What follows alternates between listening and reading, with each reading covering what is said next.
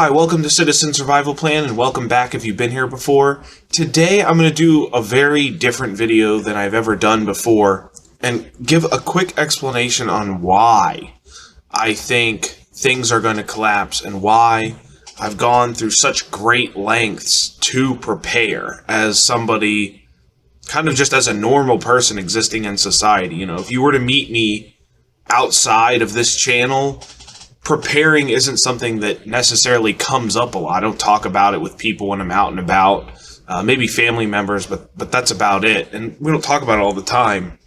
And I kind of want to get into just a little bit, not a super long video, but why I think everything is going to collapse. First of all, I want to start with the national debt. This is a weird one to me because it seems that everyone thinks this is never going to be a problem, especially among the generation that is like my parents, like the baby boomers.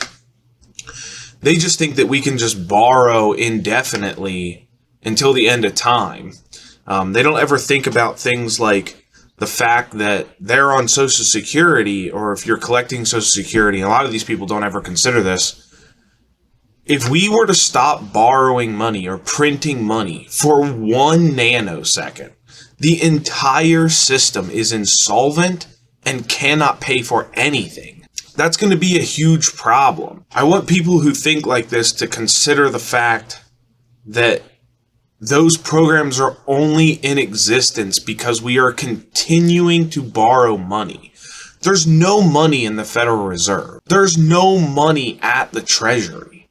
There's not like stocked up cash that would pay for these programs. We are so broke that we are, if you ever look at the national debt clock, it is just racking up as fast as it can go. You know, I was watching something, I think it was briefly after COVID, and someone from the Federal Reserve or someone was saying, you know, there's infinite money at the Federal Reserve.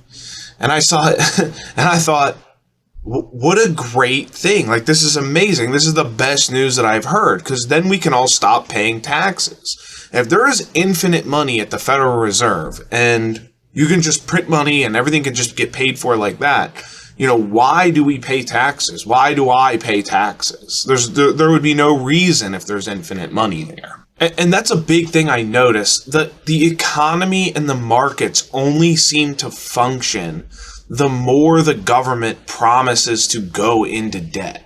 If there's ever a government shutdown or anything, the markets tank and things stop working. The stock market and everything seems to be completely dependent on how much money and debt the federal government is willing to continue to go into. And I'm not a financial advisor or somebody that studies markets or even invest in the stock market. I mean, we have accounts for our retirement and stuff, which at this point I'm not even relying on.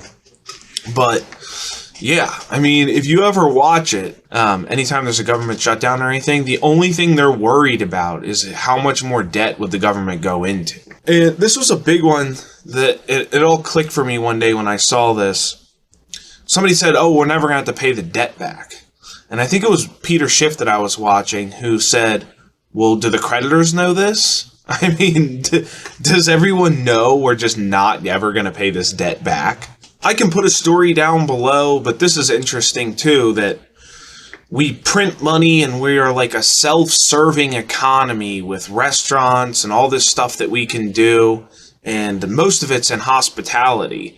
And when it comes to exporting products and stuff, other countries bring products into the United States on container ships. And when they offload their stuff and we buy it with the money that we print, we send the containers back empty. So we are printing money to buy other people's stuff and sending container ships back empty.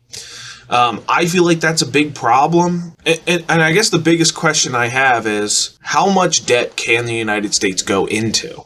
I mean, can we be $100 trillion in debt? And what does our economy look like when we're there? I mean, what is the number?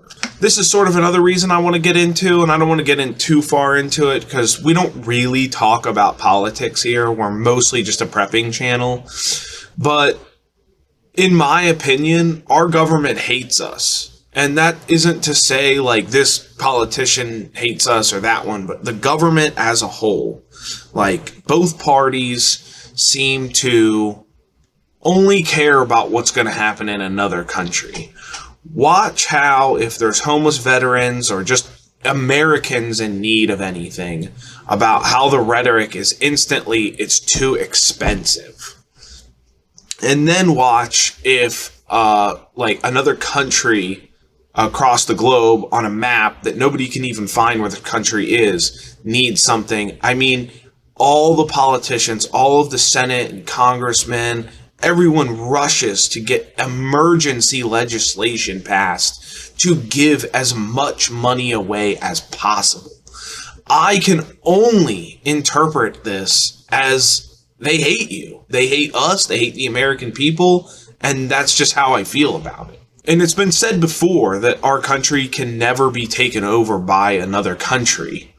And that's probably true, but what's happening internally, it probably can be destroyed from inside for sure from what I'm looking at. And again, I don't want to get too deep into politics, but this is one of my last reasons. Most of us are too divided to continue the country in its current form with all 50 states.